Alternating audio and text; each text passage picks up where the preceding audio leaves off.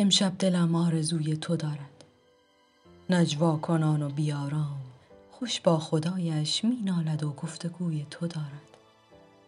تو آنچه در خواب بینند پوشیده در پرده های خیال آفرینند، تو آنچه در قصه خوانند، تو آنچه بی اختیارند پیشش، خواهند و نامش ندانند.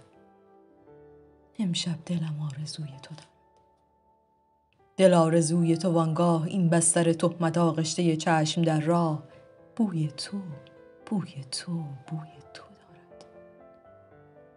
بوی تو در لحظه های نه پروا نه آزرمی از هیچ، دل زنده تن شعله شوق، هولی نه شرمی نه از هیچ، بوی گلاویزی و بیقراری و لذت کام و شب زنده داری. ای غرفه نور در این شب کور، تو راه روحی کلید گشایش، وین زندگی را چه بیهوده تنها بهانه.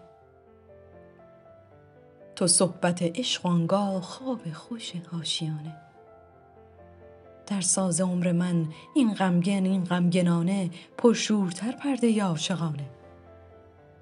ای گفتگوی دلم با تو وز تو، تو روح روییدنی سحر سبز جوانه. تو در خزان غم آلود زندان چون صد سبو سبزنای بهاری، گم کرده های دلم را چه تاریک آینه روشن بی‌غباری. ای لحظه ها از تو ناب سعادت، ای زندگی با تو پرشور و شیرین، ای یاد تو خوشترین عهد و عادت.